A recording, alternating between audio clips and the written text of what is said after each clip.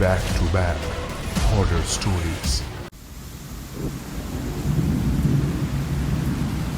বাইরে তখন ভীষণ ঝড় উঠেছে। আকাশে চাঁদ নেই, বাতাসে ভেজা মাটির একটা গন্ধ। গ্রামের রাস্তায় তিনটে ছায়া হাঁটছে, কুন্তল, অর্ঘ্য আর ঐশিকী। ওরা এসেছে ডকুমেন্টারি শুটে। বিষয় বাংলার হারিয়ে যাওয়া প্রাসাদ ও লোকগল্প। এই তিনজনের গন্তব্য ঘটকপুর রাজবাড়ি। কিন্তু গন্তব্যের পথে বৃষ্টি আর কাদা মিশে একেবারে একাকার। গাড়ি আটকে পড়েছে ওদের। ফোন খুলে দেখল কোনো সিগন্যাল নেই। একটা দোকানের সামনে আশ্রয় নিলে একটা বুড়ো দোকানি ফিসফিস করে বলল, এই রাত্রে ঘটকপুর যেও না বাবু, রাস্তা ভেসে গেছে বৃষ্টির জলে। সামনে সামনে পুরনো একটা নবাব বাড়ি আছে, ওই নবাব বাড়ির বাইরের বারান্দাটায় রাতটা কাটিয়ে নিয়ে ভোরবেলাতে চলে যেও। ওখানে ওখানে কেউ যায় না, আর তোমরা ভুলেও ওই বাড়ির ভেতরে একদম ঢুকবে না। ভেতরে গেলে কিন্তু চরম বিপদ হতে পারে। বুড়োর ওই কথাটা শুনে ওরা একে অপরের দিকে তাকালো। ওদের চোখে সন্দেহ আর মুখে ক্লান্তির ভাব প্রকাশ পাচ্ছে। তাই শেষমেশ অর্ঘ্য বলেই ফেলল, দেখ ভাই, এই বৃষ্টি থামছে না, কোনো কোনো মানে থাকার জায়গা অবধি নেই। তাই বলি চল রাতটা ওখানেই কাটানো যাক। ঐশিকী নরম গলায় ভয় পেয়ে বলল, এই লোকটার গলাটা কেমন যেন, তাই না? আমার না কেমন ভয় ভয় করছে। এই বাড়িটার ভেতরে আবার ভূত নেই তো? কুন্তল বলল, দেখ, হয়তো ভূত নেই, কিন্তু কিন্তু কিছু তো একটা আছে, যার জন্য লোকটা আমাদেরকে সাবধান করলো। এটা তোরা বুঝছিস না কেন? আর কোনো উপায় না থাকায় তিনজন এগিয়ে গেল অন্ধকারের মধ্যে।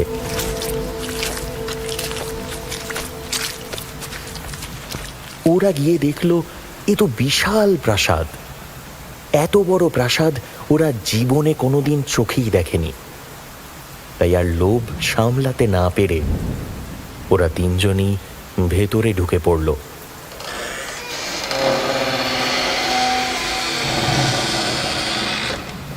দরজাটা ঠেলে খোলার সাথে সাথে অন্ধকার যেন গিলে ফেলল ওদের। ভেতরে ঢুকতেই চামচিকির একটা দল উড়ে গেল।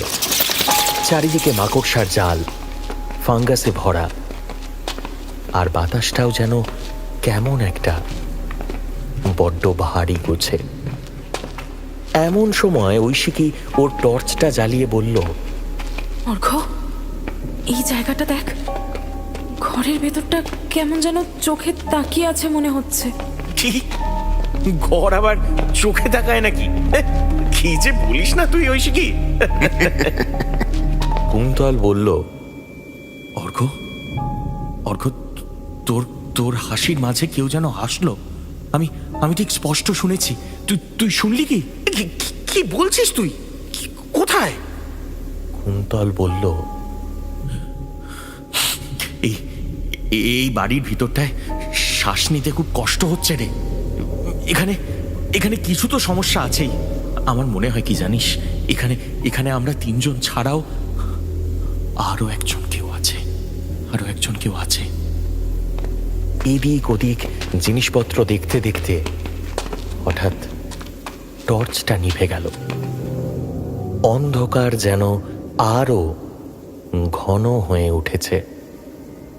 ঐশিকী বলল, টর্চটা নিভল কেন? ফোনটাও তো সুইচড অফ। অর্ঘ্য বলল, এ কি, আমার আমার তো মোবাইলটাও বন্ধ হয়ে গেছে রে। এই এই ওই ওই আওয়াজটা কিসের রে? হ্যাঁ, কুন্তলের মোবাইলও সুইচড অফ।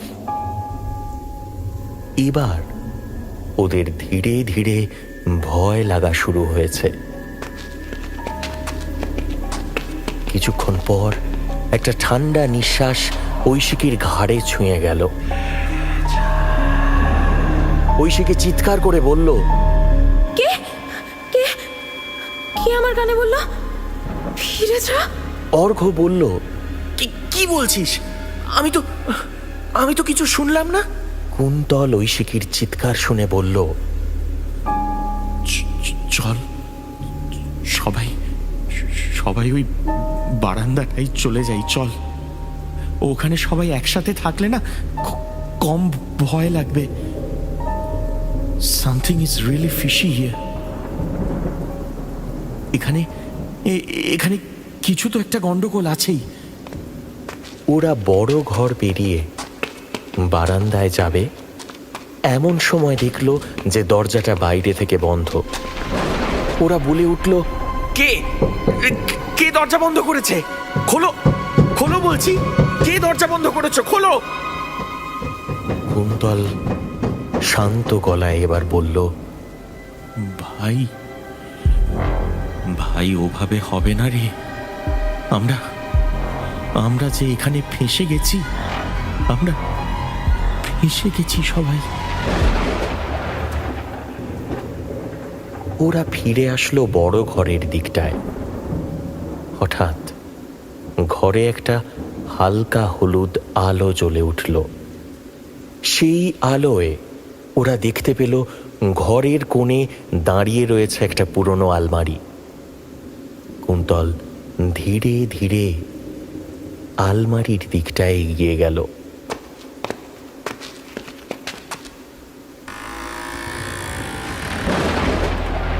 আলমারির দরজাটা খুলতেই হঠাৎ একটা তীব্র গন্ধ ছড়িয়ে পড়ল গোটা ঘর জুড়ে, যেন অনেক দিনের পুরনো শুকনো একটা রক্তের গন্ধ। কুন্তল এবার দেখতে পেল ভেতরে ঝুলছে বিরাট জীর্ণ একটা কাপড়, আর তার ফাঁকে রয়েছে একটা লাল কাঁচের চশমা। কুন্তল বলল, এখানে একটা অদ্ভুত চশমা রয়েছে, আর চশমার কাঁচটা রক্তের মতো লাল। অর্ঘ্য বলল, একবার পড়ে দেখ না, একবার পড়ে দেখ কেমন লাগে। কুন্তল বলল, বলছিস পড়বো? আচ্ছা দাঁড়া।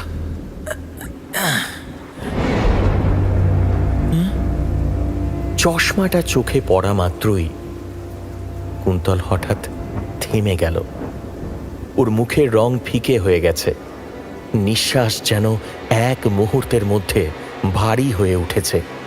ঐশিকী বলল, কি রে, কি হলো তোর? বল না কুন্তল। কুন্তল এবার কাঁপা গলায় বলল, ওরা ওরা এতগুলো মুখ, কেউ পোড়া, কেউ ফাটা, কেউ চোখহীন। ওরা সবাই তাকিয়ে আছে আমার দিকে, ওরা হাসছে, ওরা তাকিয়ে আমার দিকে হাসছে। বলছিস কি? কারা তাকিয়ে আছে তোর দিকে? আমি তো কিছুই দেখতে পাচ্ছি না। হঠাৎ চারদিক থেকে কণ্ঠ ভেসে এলো। ফিসফিস, কান্না আর হাহাকার মিলে মিশে সেই কণ্ঠে একাকার। তারপরই একজন বৃদ্ধার কণ্ঠ, হুজুর, আপনি ফিরে এলেন? ক্ষমা করুন হুজুর, ক্ষমা করুন, আমাদের ছেড়ে দিন। আর একজন বলল, আমরা আপনাকে চিনতে পারিনি প্রথমে নবাব সাহেব। আমাদের বড় ভুল হয়ে গিয়েছে, ক্ষমা করুন আমাদের। কুন্তল হালকা ভয় পেয়ে বলল, কিরে ওরা আমাকে নবাব ভাবছে কেন? অর্ঘ্য বলল, কুন্তল, চোখ থেকে চশমাটা খুলে ফেল, চোখ থেকে খুলে ফেল ওটা। কুন্তল চশমাটা টান মেরে খুলতে গিয়েও পারল না। চশমাটা যেন ওর মুখের সঙ্গে, ওর চোখের সঙ্গে একেবারে লেগে গিয়েছে। হঠাৎ বাইরে প্রচন্ড জোরে একটা বজ্রপাত হলো, আর সেই সঙ্গে দরজাটাও খুলে গেল। ভেতরে প্রবেশ করল এক বৃদ্ধ তান্ত্রিক, চোখে আগুনের দীপ্তি, রূপালি দাড়ি জট পাকানো, তার গলার নিচে একটা পুরনো তাবিজ রয়েছে। ডান হাতে তিনি শক্ত করে ধরে আছেন এক বাঁকানো লাঠি। তার মাথায় বাঁধা রয়েছে শুকনো পাখির হাড় আর কাকের পালক, আর বাম হাতে তার এক পুরনো পিতলের পাত্র। তার মুখে এক অদ্ভুত হাসি, না আনন্দের না দুঃখের। অর্ঘ্য ওনাকে দেখে বলল, কে কে আপনি? তান্ত্রিক বললেন, আমি বহু বছর ধরে এই রাতটারই অপেক্ষায় আছি। এটা এই বাড়ির অভিশাপ ভাঙার রাত। আপনি জানেন এখানে কি হচ্ছে? এই চশমায় নবাবের রক্ত মিশে আছে। সে জীবিত অবস্থায় শত মানুষকে হত্যা করেছিল। তাদের আত্মা এই কাঁচে বন্দী হয়ে রয়েছে। আজ তারা নবাবকে চিনেছে, কিন্তু কিন্তু তোমাদের ওই বন্ধু নবাব নয়। ও কেবল এক দেহ, যে নবাবেরই ছায়া বহন করছে। এই বলে তান্ত্রিক চোখ বন্ধ করে মন্ত্রপাঠ শুরু করলেন। ওম হ্রিং ক্রিং চামুণ্ডায়, ওম হ্রিং ক্রিং কাল, ওম দুঃখ দুঃখ বিনাশন, ওম হ্রিং চশমা থেকে ক্রিং লাল চামুণ্ডায়। আলো ছড়াচ্ছে, আর ভেতর থেকে চিৎকারের পর চিৎকার, যেন শত আত্মা এক নিমেষে মুক্তি চাইছে নিজেদের। তান্ত্রিক এবার চিৎকার করে বললেন, নবাবের ছায়া নিঃশেষ হোক।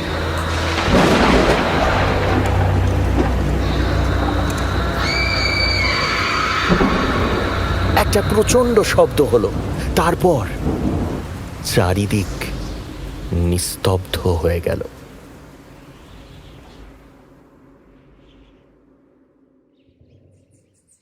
ভোর হয়েছে।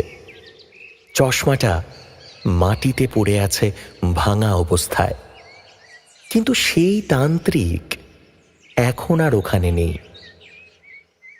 রাতের ওই যুদ্ধের পর তিনজন ক্লান্ত হয়ে ঘুমিয়ে পড়েছিল কোনো একটা সময়। নাকি ওই তান্ত্রিক জাদু বলে ওদের ঘুম পাড়িয়ে দিয়েছিল, সেটা কেউ জানে না। ওরা এবার ওদের ডকুমেন্টারি শ্যুটের জন্য বাইরে বেরিয়ে এলো। সূর্যের আলো ওই নবাব বাড়ির জানালায় পড়তেই আলোটা কিছুক্ষণ লাল হয়ে ঝলসে উঠল। কুন্তল এইবার ফিরে তাকালো। ভাঙা কাঁচে তখন সূর্যের আলোয় এক ছায়ামুখ হাসছে।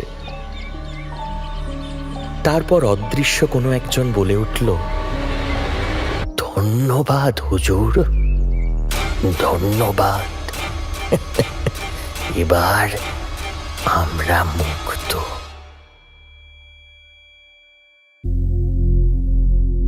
মা মারা যাওয়ার পর অর্জুন ব্যাঙ্গালোরের চাকরিটা ছেড়ে দিয়ে কলকাতায় ফিরে এলো। দেশপ্রিয় পার্কের কাছেই ওদের পুরনো দোতলা বাড়ি।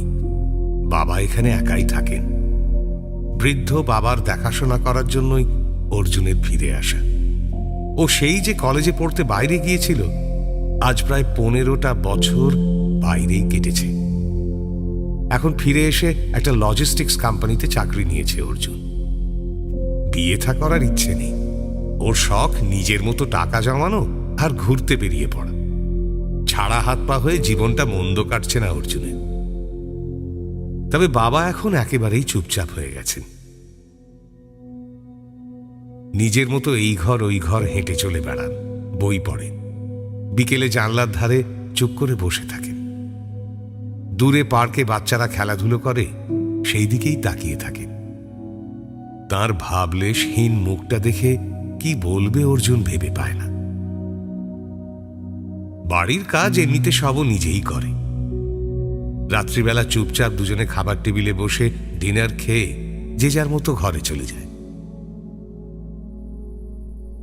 একদিন রাতে ডিনার শেষ করে হাত মুখ ধুতে গিয়ে অর্জুন খেয়াল করল বেসিনের কলে জল নেই। এদিকে পাম্প তো ঠিক সময় চালানো হয়েছে। বাবাকে জিজ্ঞেস করতে তিনি বললেন, পাইপের গন্ডগোল হতে পারে, আমি একবার নিচে গিয়ে পাম্পের ঘরটা দেখি। একতলায় এমনিতেই কেউ থাকে না, তার উপর পাম্পের ঘরটায় যেতে হলে সিঁড়ি দিয়ে আরেকটু নামতে হয়। এত রাতে বাবা সেখানে গেলে একটা অঘটন ঘটতে পারে। অর্জুনের একেবারেই ইচ্ছে ছিল না বাবাকে সেখানে যেতে দেওয়ার, কিন্তু তিনি গোঁ ধরেছেন যে তিনি এখনই গিয়ে দেখবেন। পাম্পের ঘরটা একেবারেই ছোট, তাই অর্জুন আর গেল না। বাবা নিজেই সিঁড়ি দিয়ে নেমে গেলেন। বাবা ফিরলেন কিছুক্ষণ পরেই।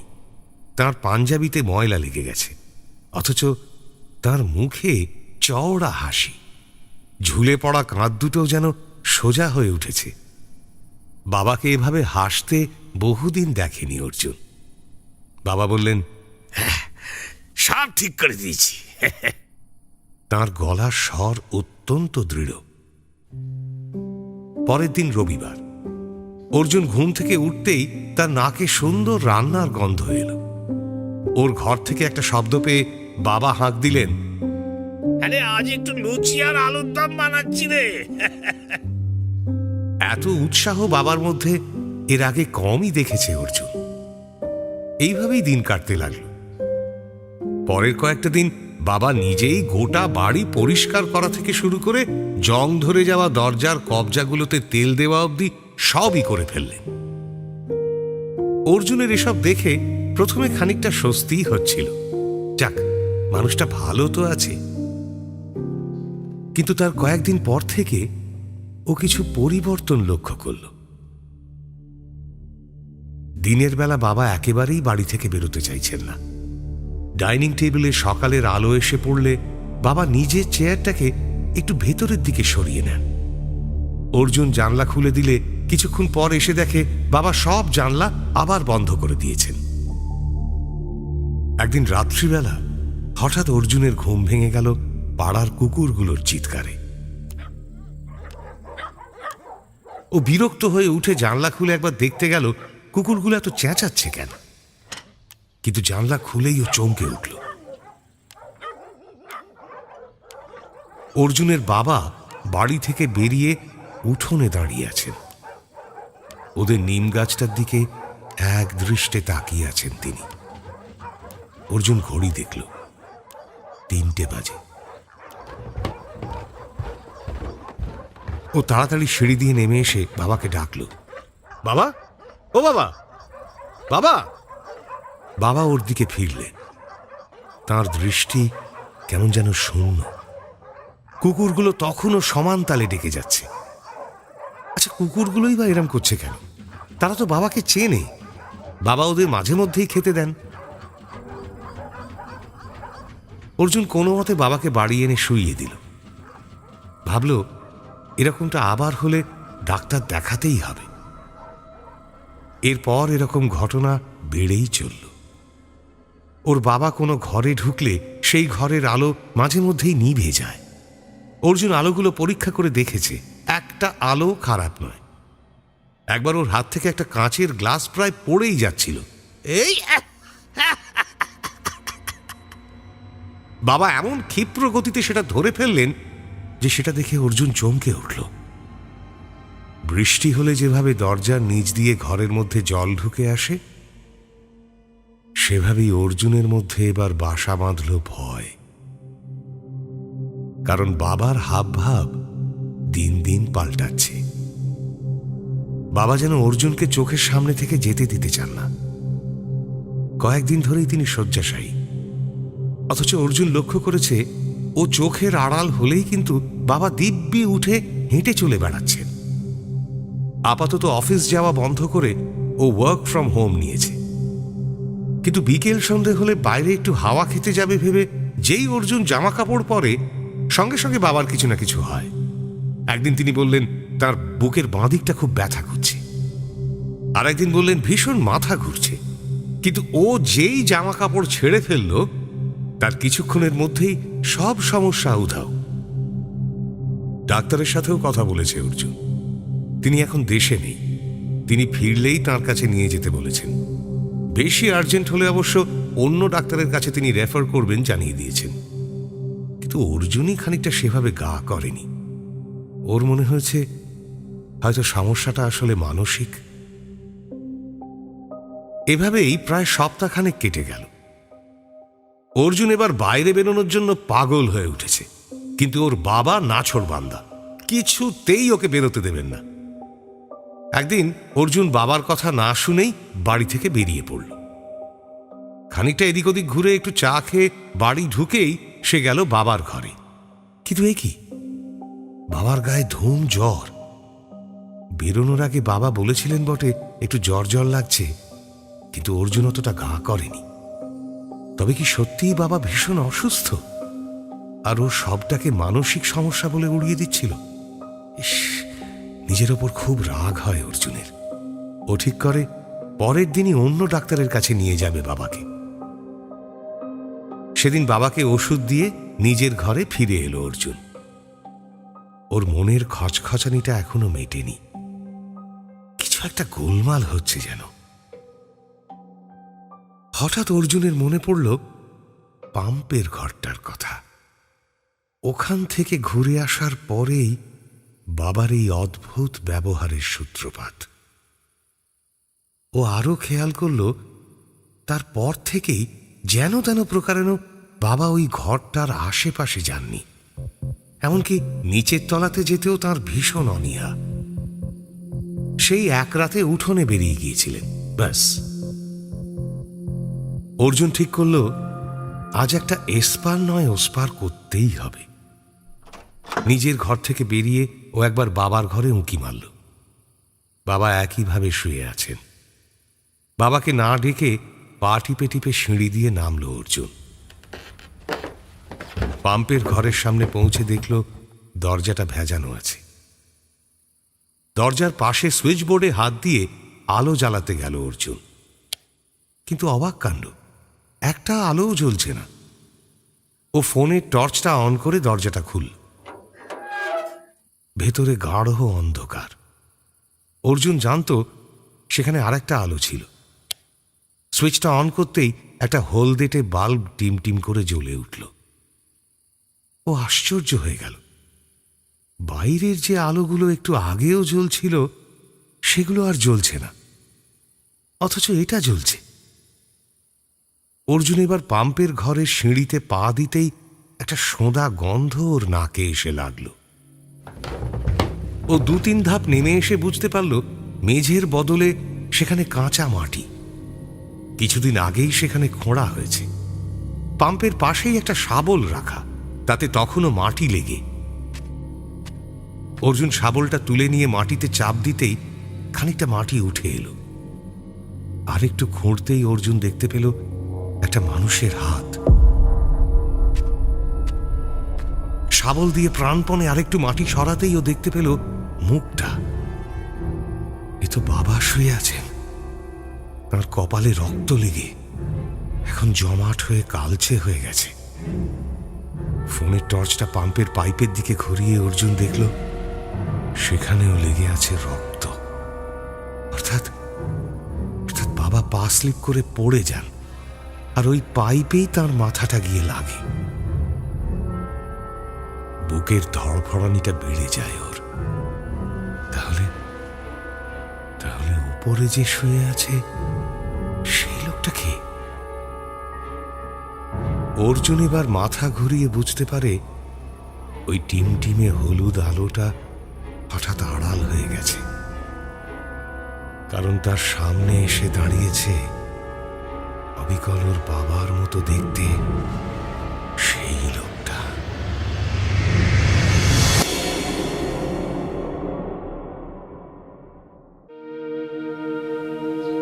কিংশুক যখন ট্রেন থেকে নামল তখন ওর বেশ গরম লাগছিল। একটু হাঁটতেই ও দেখতে পেল চিন্তা দাদুকে। পুরো নাম চিন্তামণি কুণ্ডু। এই গরমে এলি? জিজ্ঞেস করলেন দাদু। একটু পরেই ন্যাড়াদা আর পাড়ার নন্তাই হেঁটে আসছিল। ওকে দেখতে পেয়ে ন্যাড়াদা বলল, কিরে, আসতে কি কোনো কষ্ট হয়নি তো? নন্তাই বলল, বাবা, কতদিন পর। ও সবার কথাতেই অল্প হেসেছে। বাড়ি ঢুকে কিংসুক দেখল বৌদি উঠোনে কাপড় কাচ্ছে। ওকে দেখতে পেয়েই উঠে এসে বললেন, ও বাবা, কি ভাগ্যি আমার, হাবু এসেছে। তারপর একবার উঁকি মেরে ঘড়ির দিকে তাকিয়ে বললেন, বাহ বাবা, 12টা বেজে গেছে দেখছি, বাঁচা গেল। কিংসুক অবাক হয়ে জিজ্ঞেস করলো, কেন বৌদি, 12টার আগে এলে কি হতো? বৌদি কিছু বললেন না। মাথার ওপর ঘোমটা টেনে নিয়ে বাড়ির ভেতর ঢুকে গেলেন। কিংসুকও এবার ঘরে ঢুকল। মাথার ওপর শব্দ করে পাখা ঘুরছে। কিংসুক মন দিয়ে সেই শব্দটা শুনছিল। কি যেন একটা মনে পড়ছিল ওর। কিন্তু তখনই বৌদি হাঁক দিলেন, এই হাবু, স্নানটা করে নে, মাংস ঠান্ডা হয়ে গেল যে। এটা শুনে কিংসুক আর অন্য কিছুতে মন দিল না। গামছা নিয়ে পুকুরের দিকে পা বাড়ালো। পেছনের দরজা দিয়ে পুকুরের দিকে যেতে হলে ওর মায়ের ঘরটা পেরোতে হয়। কিংসুক একবার ঘরটার দিকে উঁকি দিল। এখানে এলেই ওর মায়ের জন্য বড় মন কেমন করে ওঠে। দূরে মায়ের বড় আয়নাটা দেওয়ালে ঝোলানো। সেদিকে চোখ পড়তেই একটু চমকে উঠল। এটা কে তাকালো ওর দিকে? পরক্ষণেই ও বুঝতে পারল নিজের প্রতিবিম্ব ছাড়া আর কিছুই দেখা যাচ্ছে না আয়নাটায়। সেদিন রাতটা ভালোই কেটে গেল। বসার ঘরেই একটা খাটিয়ায় শুয়েছিল। পরদিন সকালে উঠেই কিংসুক চলে গেল সঞ্জয়দার দোকানে। একটা ব্রাশ আর পেস্ট কিনতে হবে। সঞ্জয়দা ওকে দেখে প্রথমে যেন একটু থতমত খেলেন। তারপর গলা ঝেড়ে বললেন, তুমি কবে এলে? তার গলায় যেন চাপা আশঙ্কা। কিংসুক উত্তর দিল, এই তো কাল। তা 12টার আগেই বেরোবে তো? গরমের জন্য বলছেন? না না, এই গরমে আমার অভ্যেস আছে। সঞ্জয়দা সন্দিগ্ধ চোখে মাথা নাড়লেন শুধু। বাড়ি ফিরে চা খেয়ে কিংসুক একটু ঘুরতে বেরোলো। আহা, সবুজ মাঠ, গরু ছাগল চড়ছে, পুকুরে ছেলেরা ছিপ ফেলে মাছ ধরছে। এসব দেখতে দেখতে একটু হেঁটে গিয়ে একটা নারকোল গাছের তলায় বসল কিংসুক। এমন সময় দূর থেকে দেখতে পেল ওদের স্কুলের হেড স্যার সাইকেল নিয়ে আসছেন। কিংসুক একগাল হেসে হেড স্যারের দিকে এগিয়ে গেল। স্যার ওকে দেখে সাইকেল থামালেন। তারপর বললেন, কিরে হাবু, ভালো আছিস? কিংসুক তাড়াতাড়ি স্যারকে প্রণাম করে বলল, হ্যাঁ স্যার, কতদিন পর দেখা হলো আপনার সাথে। হেড স্যার বারবার ওর হাতের ঘড়ির দিকে তাকাচ্ছেন দেখে কিংসুক জিজ্ঞেস করলো, আপনার কি দেরি হয়ে যাচ্ছে স্যার? না না, 12টা বাজতে কত দেরি সেটাই দেখছিলাম। তুই কি 12টার পরেও আছিস? এই একই প্রশ্ন শুনে কিংসুক বুঝতে পারল না আশ্চর্য হবে নাকি বিরক্ত। ও বলল, হ্যাঁ স্যার, আছি। এমন সময় দূরে গির্জার ঘড়িতে ঢং ঢং করে 11টা বাজার শব্দ শোনা গেল। কিংসুক জিজ্ঞেস করলো, ফাদার কি ভালো আছেন? হ্যাঁ আছেন। শোন, 11টা বেজে গেল, আমার আবার দেরি হয়ে যাচ্ছে, আমি চলি রে। এই বলে তড়িঘড়ি সাইকেলে উঠে চলে গেলেন হেড স্যার। গির্জার আওয়াজ শুনে যেন যেন অনেকগুলো কথা মনে পড়ে যাচ্ছিল কিংসুকের। ও একটু ভাবার চেষ্টা করল, কিছুই মাথায় এলো না। ও ভাবল হেঁটে গির্জার কাছে যাবে। যেমন ভাবা তেমন কাজ। মিনিট 10 হাঁটতেই ও পৌঁছে গেল গির্জার সামনে। কিন্তু গির্জার ভেতরে চোখ পড়তেই ভীষণ অবাক হলো কিংসুক। বড় গেটটা বন্ধ, ভেতরটা একেবারে ফাঁকা। জায়গায় জায়গায় আগাছা জন্মেছে। হাঁটার রাস্তাটা গাছপালায় প্রায় ঢাকা পড়ে গেছে। এ তো একদিনে হয়নি, বহুদিন এখানে কারোর পা পড়েনি, সেটা একেবারে পরিষ্কার। তাহলে ফাদার কোথায় গেলেন? আর কেউ যদি নাই থাকে তাহলে ঘড়িতে ঘন্টা কি এমনি বাজল? এদিকে হেড স্যার বললেন ফাদার নাকি ভালো আছেন, কিন্তু কোথায় কি? হেড স্যার তো কোনোদিন মিথ্যে কথা বলেন না। আজ কি হলো? মনমরা হয়ে বাড়ির পথ ধরল কিংসুক। 12টা বাজার একটু আগেই বাড়ি পৌঁছে গেল ও। কিছুই ভালো লাগছে না, তাই পেছনে পুকুরের দিকে চলে গেল কিংসুক। বলাই কাকা জাল ফেলে পুকুরে মাছ ধরছেন। ওকে দেখে কেমন যেন সতর্ক হয়ে গেলেন। ও তবু বিশেষ পাত্তা না দিয়ে নিজের মতো হেঁটে গিয়ে পুকুরের ধারে বসল। কিন্তু সেখানে আরেক বিপত্তি। বসতে গিয়ে মাটির ওপর কিছু একটা পায়ে লেগে গোড়ালির কাছটা কেটে গেল।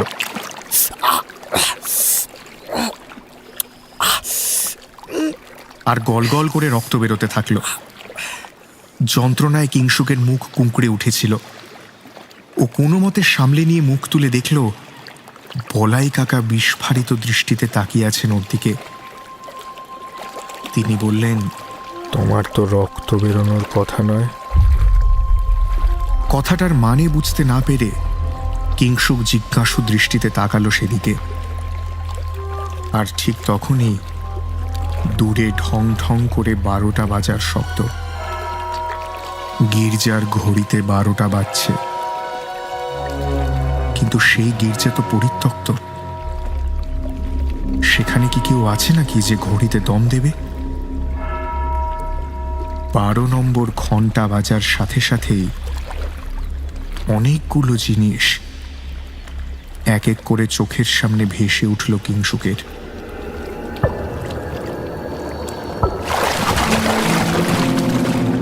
ভীষণ ঠান্ডা জলেও পড়ে গিয়ে হাঁসফাঁস করছে। দুহাত ওপর দিকে তুলে কোনো মতে সেই জল থেকে বেরোনোর চেষ্টা করছে, কিন্তু পারছে না। বুকটা চেপে ধরে ঘাটের বাঁধানো সিঁড়িতে বসে পড়ল কিংসুক। বুকের ভেতর ব্যথাটা যেন বাড়ছে। এবার ওর চোখের সামনে ভেসে উঠল আরেকটা দৃশ্য। ওদের বাড়ির উঠোন, অনেক লোকজন। সেখানে হেড স্যার, সঞ্জয় দা, বলাই কাকা সকলে আছে। মা আছেন, বৌদি আছেন। দুজনেই ভীষণ কাঁদছে। আর ওদের সামনে সাদা চাদরে মুড়ে রাখা কিংসুকের নিথর শরীরটা। চমকে উঠে দুপা পিছিয়ে গেল কিংসুক।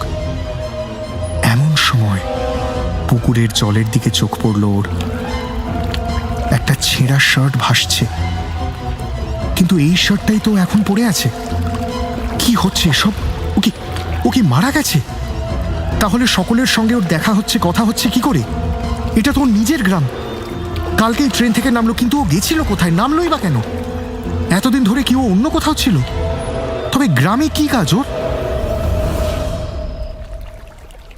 এই হাবু, হাবু, 12টা কিন্তু বেজে গেছে। কথাটা শুনে কিংসুক চমকে পেছন ফিরে দেখল চিন্তা দাদু, আর তার পাশেই ন্যাড়াদা আর পাড়ার নন্তাই।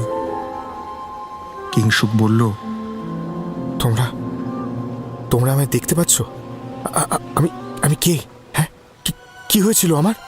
নন্তাই বলল, বাবু, তুইও আমাদের দলের লোক। 12 বছর আগের ঝড় জলে এই পুকুরে ডুবে তুই মারা গেছিস। আমি মরেছি মাথায় বাজ পড়ে। ন্যাড়াদা মরেছে গাছের ডাল ভেঙে মাথায় পড়ে। আর চিন্তা দাদুর ঘরে জল ঢুকে গেছিল, সেখানে পা হড়কে পড়ে যায়। কিন্তু বাকিরা, বৌদি, হেড স্যার, ওরা সবাই আমায় দেখতে পেল কি করে? আর গির্জার ফাদারেরই বা কি হলো? নন্তাই বলে চলল, ফাদার তোকে খুব ভালোবাসতেন রে কিংসুক। তিনি সেদিন এখানেই ছিলেন। তোর দাদার সাথে কি কথা বলতে এসেছিলেন, তারপর ঝড়ে আটকে পড়েন। তুই ডুবে যাচ্ছিস দেখে তোকে বাঁচানোর জন্য তিনিও জলে ঝাঁপ দেন, কিন্তু দুজনকেই আর। কথাটা শেষ করে না নন্তাই। চিন্তা দাদু বলেন, তুই আমাদের সাথেই থাকিস, কিন্তু আষাঢ় মাসের শুরুতে যেদিন তুই মারা গেছিলি, সেই দিনটা এলেই তুই সব কিছু ভুলে নিজের বাড়িতে আসিস। তখন তোকে সকলে দেখতে পায়। আর পরের দিন 12টা বাজলেই আমরা এসে তোকে সব কিছু মনে করিয়ে দিই। তুই আবার আমাদের সাথে ফিরে যাস, প্রতি বছরের এক রুটিন। নন্তাই বলল, হ্যাঁ, আর আমরা ছাড়া কেউ তোকে সেসব কথা মনে করায় না। 12টার আগে কেউ সেসব কথা তুললে তুই হুলুস্থুলু কাণ্ড ঘটাস। এবার চল আমাদের সাথে। কিংসুকের সব মনে পড়েছে। ও শেষ একবার পুকুরের দিকে তাকালো। জলের মাঝে একটা বুদবুদ উঠেই আবার মিলিয়ে গেল।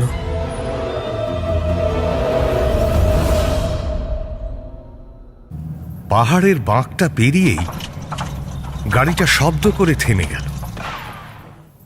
বিজনবাবু প্রমাদ গুনলেন, এই নির্জন পথ, বর্ষাকাল, যখন তখন ধস নামতে পারে। যত তাড়াতাড়ি সম্ভব হোটেলে ফেরা প্রয়োজন। চিন্তিত গলায় ড্রাইভার অজয়কে জিজ্ঞেস করলেন, কি হলো অজয়? অজয়ও সমস্যাটা বুঝতে পারেনি। বলল, দেখতে স্যার। গাড়ি থেকে নেমে গিয়ে অজয় বনেটটা খুলল। হেডলাইট জেলে কি সব নাড়াচাড়া করার পর বলল, সাব আমার একটু হেল্প লাগবে, থোড়া প্রবলেম হ্যায়। আপনি এখানে একটু ওয়েট করুন, আমি এই সামনের গাঁও থেকে আমার পেহচানের একটা দোস্তকে নিয়ে আসছি। ও মেকানিক, একটু হাত লাগিয়ে দিলে ঠিক করে দেবে। বিজনবাবুর মুখ শুকিয়ে গেল। জিজ্ঞেস করলেন, কেন ফোন করা যাবে না? নেটওয়ার্ক নেই সাব, पैदल जाना पड़ेगा ना। আরে এক্ষুনি চলে আসবো, আপনি বসেন না। এই 2 কিলোমিটার কা রাস্তা, ওর বাইক আছে, আধ ঘন্টা লাগবে যেতে আসতে। আপনি গাড়িতেই ওয়েট করুন। অজয় চলে গেল। বিজনবাবু গাড়িতে একা বসে রইলেন। রাস্তা দিয়ে আর কোনো গাড়িও যাচ্ছে না যে দাঁড় করিয়ে লিফট চাইবেন। আচ্ছা বিপত্তিতে পড়া গেল। কতক্ষণ যে এই গাড়িতে কাটবে কে জানে। আজ সারাদিনই যেন পেছনে শনি লেগে আছে। বিকেলে ছাঙ্গু ফলস দেখতে বেরিয়েছিলেন। যেতে যেতেই মেঘ ঘনিয়ে এলো। অজয় দেখেই বলল, সাব আজ বেশি দেরি করা ঠিক হবে না, তাড়াতাড়ি ফলস দেখে নিন, ওয়াপস যেতে হবে। বারিশ হোগা লাগতা হ্যায়। সময় পাওয়া গেল না। রাস্তায় বৃষ্টিতে অনেকক্ষণ আটকে রইলেন। একটা ছোট মোমোর দোকানে গাড়িটা দাঁড় করিয়ে অপেক্ষা করলেন বিজনবাবু আর অজয়। মোমোর দোকানি একটা আশ্চর্য গল্প শোনাল। লোকটা আমোদে, হাসি খুশি, কিন্তু গল্পটা বলার সময় খুব গম্ভীর হয়ে গেল। বলল, এই ধরনের বৃষ্টি রাতে পাহাড়ের রাস্তায় শয়তান ঘোরে সাব। আপনার চেনা কারুর রূপ ধরে আপনার সামনে আসবে, তারপর আপনাকে ভুলিয়ে ভালিয়ে ওই খাদের ধারে নিয়ে গিয়ে ফেলে মেরে দিবে। ধরুন আপনি একা একা গাড়ি নিয়ে ফিরছেন, হঠাৎ কেউ লিফট চাইল। আপনি তখন এমন হিপনোটাইজড হয়ে যাবেন, ভাববেনও না যে বর্ষার রাতে একা একা একটা মানুষ কেন হেঁটে বেড়াচ্ছে।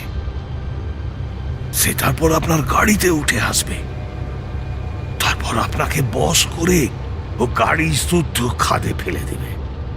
আর অনেক সময় একটা লোককে দেখে আপনার কমপ্লিটলি নর্মাল মনে হবে, তার সঙ্গে অনেকটা সময় কাটানোর পরও কিন্তু কিছু মনে হবে না।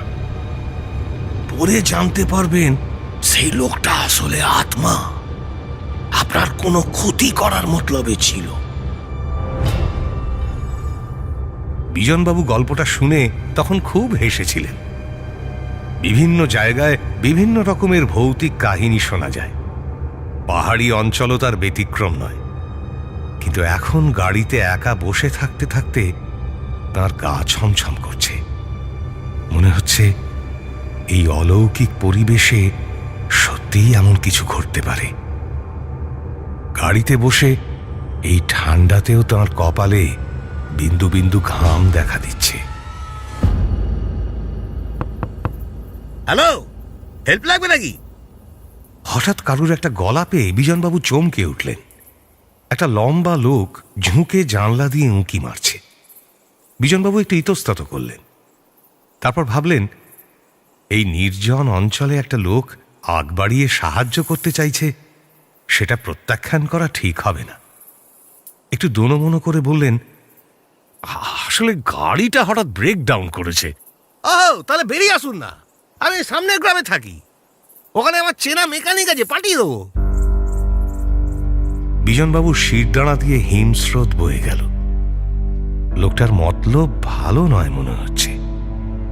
মোমোর দোকানের সেই লোকটার সাবধানবাণী মনে পড়ল। ভূতপ্রেত নয় তো? যদি ভূতপ্রেত নাও হয়, চোর ডাকাত হওয়ার সম্ভাবনা উড়িয়ে দেওয়া যায় না।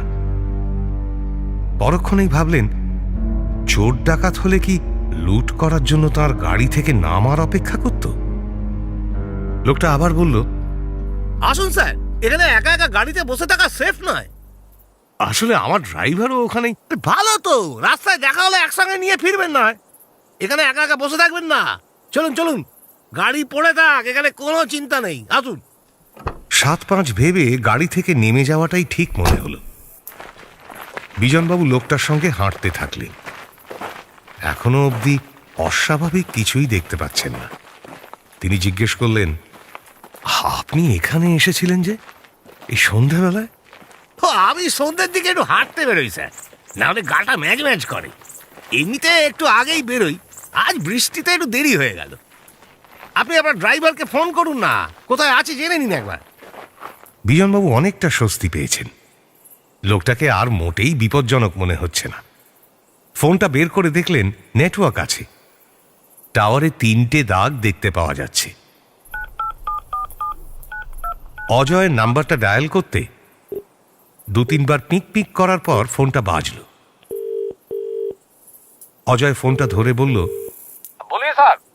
হ্যাঁ, পৌঁছে গেছে অজয়? कहा सर? অজয় যেন একটু অবাকই হলো। বিজনবাবু জিজ্ঞেস করলেন, আরে কাহা মানে? তুমি তো তোমার চেনা মেকানিককে ডাকতে গেলে। অজয় একটু সময় নিল, তারপর বলল, আমি তো ঠিক আপনার কথা বুঝতে পারছি না স্যার। এই একটু আগেই তো আপনার সঙ্গে আমার রাস্তায় দেখা হলো। আপনি বললেন কি একটা লোক এসে গাড়িটা ঠিক করে দিয়েছে। আপনার পিছন পিছনে তো আমি আসছি। আমি একটা টয়লেট করতে দাঁড়িয়েছি, আপনি ফোন করে জিজ্ঞেস করছেন কি আমি পৌঁছে গেছি কিনা। বিজনবাবুর মুখ থেকে রক্ত শুকিয়ে গেল। তিনি প্রাণপণ চিৎকার করতে শুরু করলেন, অজয়, অজয়, ওর সঙ্গে যেও না, ওটা আমি নই। Ajay, hello hello hello hello. ওপাশ থেকে অজয়ও হ্যালো হ্যালো করতে লাগলো। হ্যালো, আসো, হ্যালো হ্যালো স্যার। নেটওয়ার্ক কেটে গেল। বিজনবাবুর চোখের সামনে থেকে দুনিয়াটা যেন ঝাপসা হয়ে গেল হঠাৎ। তিনি মাটিতে পড়ে যাওয়ার আগে বুঝতে পারলেন, সদ্য আলাপ হওয়া লোকটা তাকে ধরে নিয়েছে।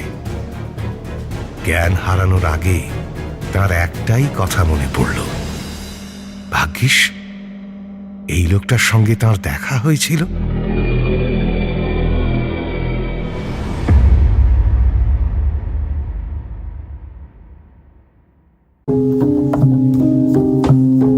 আজকাল প্রায়শই এশা একটা দুঃস্বপ্ন দেখছে।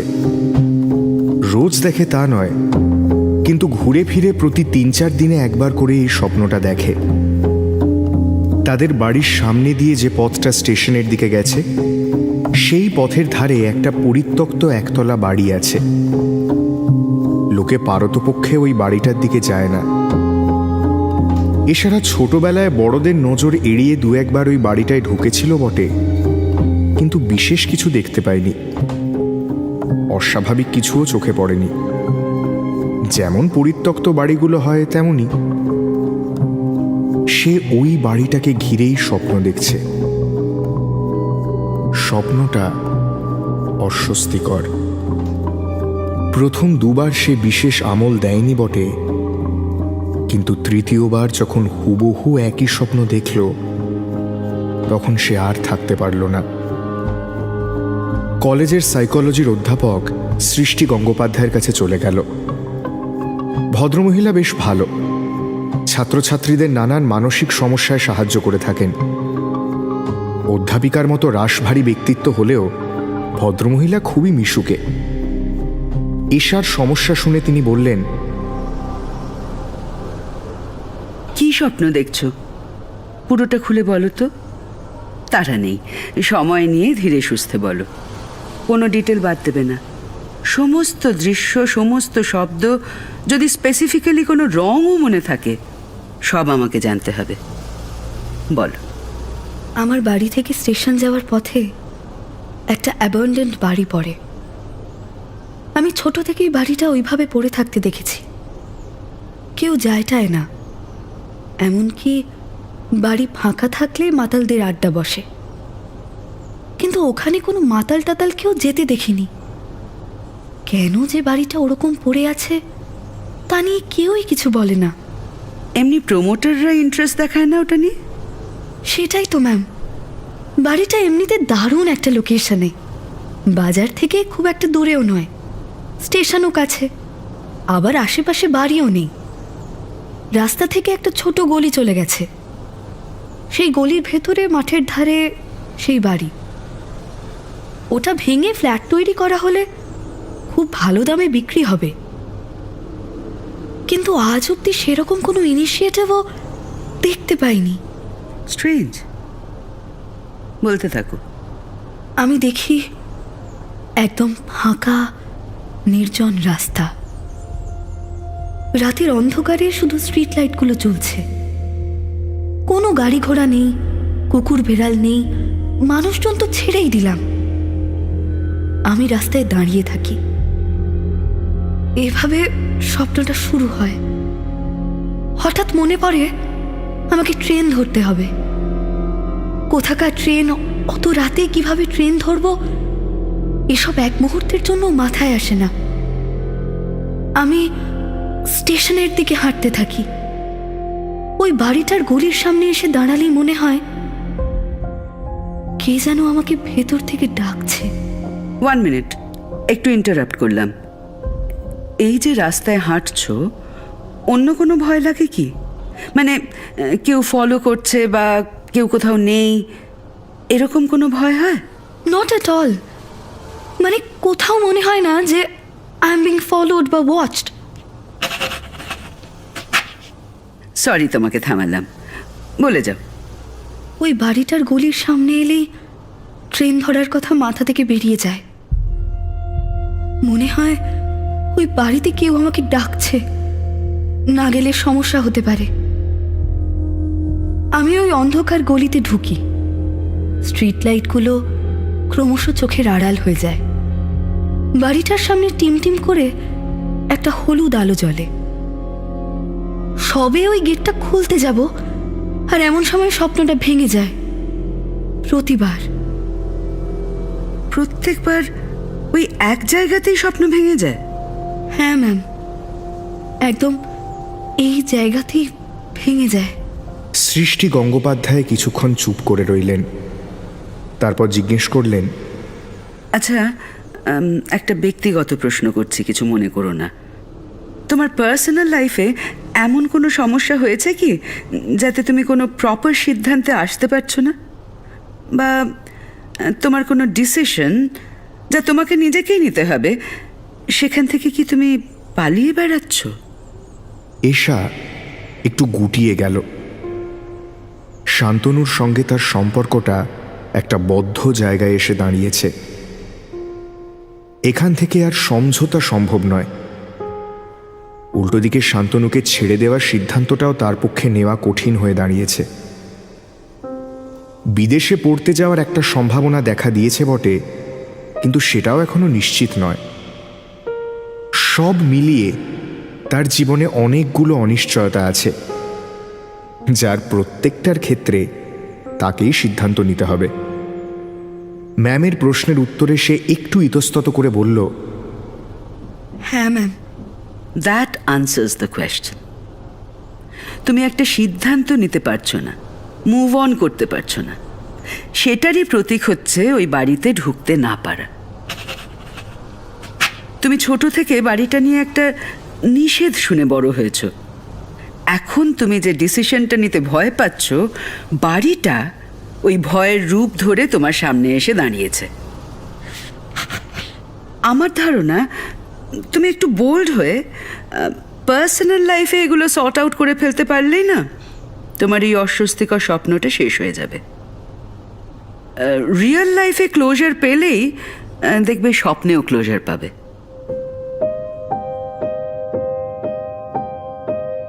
ম্যামকে ধন্যবাদ জানিয়ে এশা ঘর থেকে বেরিয়ে এলো। উত্তরটার মধ্যে একটা যুক্তির জায়গা থাকলেও তার কেমন যেন মনে হচ্ছে ওই বাড়িটায় সত্যিই কেউ আছে যে তাকে ডাকে। যতক্ষণ না সে স্বপ্নে ওই জায়গাটা আবার দেখতে পাচ্ছে ততক্ষণ তার যেন শান্তি নেই। সেদিন রাতে ঘুমানোর সময় এশার মনে হলো আজ সে ওই স্বপ্নটা আবার দেখবে, আর আশ্চর্যজনকভাবে হলো তাই। নির্জন নিঝুম রাত, কেউ কোথাও নেই। এশা ফাঁকা রাস্তা ধরে স্টেশনের দিকে এগোতে শুরু করলো। গোটা পৃথিবী যেন কোনো অশুভ আশঙ্কায় থম মেরে আছে। ওই বাড়ির গলির সামনে এসে এশা দাঁড়ালো। টিমটিমে হলুদ আলোটা জ্বলছে, যেন কোনো একচোখা দানব নতুন শিকার ধরার জন্য চুপ করে অপেক্ষা করছে। এশা ওই বাড়ির গেটটা ঠেলল। আশ্চর্যের ব্যাপার, আজ তার ঘুম ভাঙল না। গেটটা এতই জ্যান্ত, এক একবার গুলিয়ে যাচ্ছে। আদৌ এটা স্বপ্ন নাকি সত্যি? গেটটা ঠেলে এশা ভেতরে ঢুকল। উপরের বারান্দার জানলায় যেন খড়খড় করে একটা আওয়াজ পাওয়া গেল। এশা গলাটা একটু তুলে জিজ্ঞাসা করল, কেউ আছেন? কোনো সাড়া এলো না। এশা একটু দোনামোনা করেই উপরে উঠল। পেছনে ফিরতেই তার বুকটা ধড়াস করে উঠল। কোথায় গেটটা? হলুদ আলো সমেত পুরো দরজাটাই যেন আচমকা গায়েব হয়ে গেছে। সে বেরোবে কি করে? এশা গলা ফাটিয়ে চেঁচিয়ে উঠল,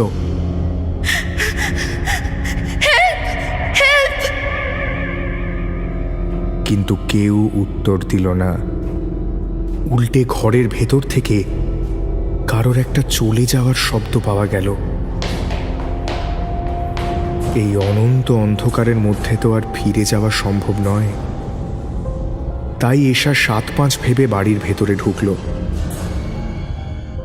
বাড়ির ভেতর কয়েকটা টিমটিমে আলো জ্বলছে, তাতে রাস্তাটা অন্তত ঠাহর করা যায়। এশা উপরের ঘরে এসে পৌঁছল। কে যেন বিছানায় শুয়ে আছে। এশা কাঁপা কাঁপা গলায় জিজ্ঞাসা করল, হ্যালো, শুনছেন? কোনো সাড়া নেই। বেডরুমের সবুজ আলোয় যতটুকু দেখা যায় তাতে বোঝা যাচ্ছে ঘরটা খুব একটা সাজানো নয়। এশা বিছানার কাছে গিয়ে দাঁড়ালো। বুঝতে পারল একটি মেয়ে শুয়ে আছে। এশা গিয়ে মেয়েটিকে সামান্য ধাক্কা দিয়ে বলল, হ্যালো, হ্যালো, হ্যালো। কোনো সাড়া নেই। মেয়েটি নিঃশ্বাস প্রশ্বাসও নিচ্ছে খুব ধীরে ধীরে। এশা মেয়েটিকে আস্তে আস্তে এপাশ ফিরিয়ে দিতেই তার হৃৎস্পন্দন বন্ধ হয়ে এলো। যে মেয়েটি শুয়ে আছে সে আর কেউ নয়, সে নিজেই। এশা নিজেই তাকিয়ে আছে নিজের দিকে। ধীরে ধীরে মেয়েটি চোখ মেলে তাকালো। কোনো চোখ যে এত ভয়ঙ্কর হতে পারে এশা কখনো কল্পনাও করেনি। এশা পালাতে গেল, পারল না। কখন যেন এই জগতের এশা হাত বাড়িয়ে তাকে চেপে ধরেছে। এশা চিৎকার করতে গেল, কিন্তু মুখ দিয়ে একটাও শব্দ বেরোলো না। এশা বুঝতে পারল এই জগৎ থেকে তার আর নিস্তার নেই। এই অনন্ত কালোর মধ্যে থেকে সে আর কোনো দিনও বেরোতে পারবে না।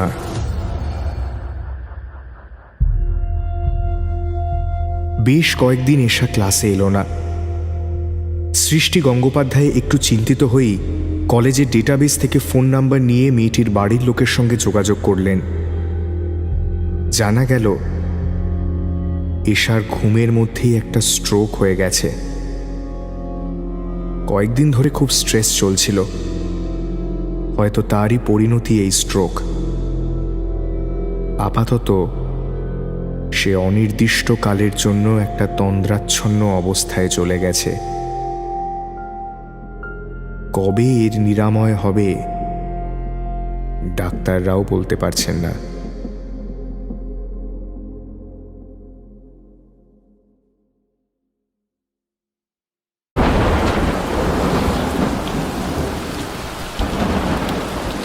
সময়ের আগেই চৈত্র শেষের কালবৈশাখীতে শহর ভেসে যাচ্ছিল।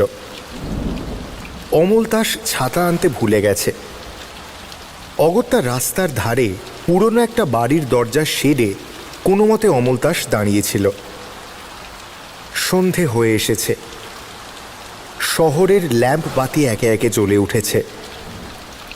তবে বৃষ্টির ছাঁটে চারপাশ ধোঁয়া ধোঁয়া, স্পষ্ট দেখা যায় না কিছু। অমলতাসের চশমাতেও জলকণার ভিড়। সবকিছু ঝাপসা দেখছেও। চশমাটা খুলে রুমাল দিয়ে মুছে নেয় অমলতাস। এই শহরে ওর কেউ নেই। ছোটবেলায় মা বাবা অ্যাক্সিডেন্টে মারা গেছিলেন, তারপর মামা বাড়িতে মানুষ। এখন কাজের সূত্রে কলকাতা শহরের বাসিন্দা। বাগবাজার ঘাটের কাছে একটা বাড়ি ভাড়া নিয়ে থাকে। এই বৃষ্টি বড় বিপদে ফেলেছে ওকে। অমলতাস ভাবে বাড়ি ফিরতে বেজায় দেরি হবে আজ। এইসব নানা রকম চিন্তা যখন মাথায় ঘুরছে, ঠিক সেই সময় একটা ট্যাক্সি এসে থামল রাস্তার ধারে। অমলতাস প্রথমে লক্ষ্য করেনি, তবে ট্যাক্সির হর্ন শুনে তাকালো সেদিকে। জানলার কাঁচ তোলা। তবে অদ্ভুত ব্যাপার হলো ট্যাক্সির রং হলুদ না। অনেক আগে কলকাতা শহরে যেরকম কালো ট্যাক্সি চলতো, অনেকটা সেরকম দেখতে, অ্যাম্বাসেডর গাড়ি। অমলতাস চুপচাপ দাঁড়িয়ে দেখছিল। জানলার কাঁচ নেমে গেল। অন্ধকারের মধ্যে গাড়ির ভেতর কে বসে আছে তা স্পষ্ট দেখা যাচ্ছে না। নিমেষে গাড়ির দরজা খুলে গেল। বেরিয়ে এলো দুজোড়া বুট জুতো পরা পা। একজন বেশ লম্বা চওড়া লোক গাড়ি থেকে নেমে ছাতা খুলে দাঁড়ালো। রাস্তার অল্প আলোতে লোকটার অবয়ব দেখা যাচ্ছিল। গায়ে কালো রঙের রেনকোট, পায়ে কালো প্যান্ট, আর ছাতার আড়ালে ঢেকে আছে মুখটা। খানিকক্ষণ দাঁড়িয়ে থেকে লোকটা রাস্তা পার হয়ে অমলতাসের দিকে এগিয়ে আসতে থাকে। রাস্তা মোটামুটি ফাঁকাই। মাঝে মধ্যে দু চারটে গাড়ি বাস বেরিয়ে যাচ্ছে চোখের পলকে। লোকটা অমলতাসের কাছে এসে দাঁড়ালো। অমলতাস তখনও লোকটার মুখ দেখতে পেল না। অচেনা লোকটা এবার গলা খাঁকড়ে জিজ্ঞেস করলো, আচ্ছা, একটা ঠিকানা একটু বলে দিতে পারবেন? বহুদিন আসা হয় না এদিকটা, তার উপর এত বৃষ্টি, রাস্তা চিনতে বড় অসুবিধে হচ্ছে। লোকটা অমলতাসের পাশেই ছাউনির নিচে দাঁড়িয়ে ছাতাটা বন্ধ করল। চৌকো মুখ, টিকোলো নাক, চোখে মোটা ফ্রেমের চশমা। বয়স আন্দাজ 60, মাথার চুল ব্যাকব্রাশ করা। হ্যাঁ বলুন, কি ঠিকানা? অমলতাস জিজ্ঞেস করল। লোকটা এবার ওর বর্ষাতির পকেট থেকে একটা চিরকুট বার করে অমলতাসের হাতে দিয়ে বলে, অনেকক্ষণ ধরেই খুঁজছি, বুঝলেন। কোনো লোককে রাস্তায় দেখতে পাচ্ছিলাম না যাকে এই ঠিকানাটা জিজ্ঞেস করব। এই যে। অমলতাস কাগজটা হাতে নিয়ে দেখে। বৃষ্টির জল লেগে কাগজের খানিকটা অংশ ভিজে গেছে, তবে লেখাটা পড়া যাচ্ছে। 17 নিমতলা শ্মশান রোড। অমলতাস একটু অবাক হলো মনে মনে। ভাবল, নিমতলা শ্মশান রোড বলে তো কোনো রাস্তা নেই। রবীন্দ্র সরণি পেরিয়ে নিমতলা ঘাট স্ট্রিট আছে অবশ্য, নিশ্চয়ই সেখানকার ঠিকানাই হবে। ভুল করে শ্মশান রোড লিখেছে কেউ। আপনি এই রাস্তা ধরে সোজা চলে যান, কিছু দূর গেলেই একটা ক্রসিং দেখতে পাবেন, 4 মাথার ক্রসিং। ওখান থেকে ডান দিকে সোজা, মিনিট 5 লাগবে গাড়িতে যেতে, গেলেই দেখতে পাবেন, নিমতলা ঘাট স্ট্রিট। লোকটা ঠিকানা লেখা কাগজটা ফেরত নিয়ে অমল দাসের দিকে তাকায়, ঠোঁটের কোণে হালকা হাসি। আমি নিমতলা শ্মশান রোডের কথা বলছি, নিমতলা ঘাট স্ট্রিট না। অমল দাস স্বাভাবিকভাবেই বলে, আগে ওই নামে কোনো রাস্তা আছে বলে আমার তো জানা নেই, ওটা বোধহয় ভুলবশত লেখা হয়েছে। লোকটা আর কিছু বলল না। রাস্তার আলো এসে পড়েছে লোকটার মুখের একপাশে। হঠাৎ করেই যেন বৃষ্টির গতি আরো খানিকটা বেড়ে গেল। লোকটা আবার হেসে বলল, বলতে পারলেন না ঠিকানাটা, সঠিক ঠিকানাটা বলতে পারলেন না। যাই হোক, ধন্যবাদ। লোকটা তুমুল বৃষ্টির মধ্যে রাস্তায় নেমে পড়ল। দুদিকের রাস্তা ফাঁকা, তবে দূর থেকে একটা লরির হর্ন শোনা যাচ্ছে। অমল দাসের এবার খানিক অস্বস্তি হলো। মনে মনে বলল, অদ্ভুত লোক একটা। বৃষ্টির জল কালো পিচের রাস্তা ধুয়ে দিচ্ছে। লোকটা ধীর পায়ে রাস্তা পেরোতে শুরু করলো। কিন্তু এ কি, লোকটা দেখতে পাচ্ছে না রাস্তার একদিক থেকে বড় একটা লরি এগিয়ে আসছে প্রবল গতিতে, সঙ্গে কান ফাটানো হর্ন, শহর নিঝুম, তবে লোকটার দিকে ধেয়ে আসা 8 চাকার লরিটাকে কি সে খেয়াল করছে না? অমল দাস এবার চিৎকার করে বলে, লরি আসছে, রাস্তা থেকে সরে যান, সরে যান, ধাক্কা লেগে যাবে তো ও দাদা।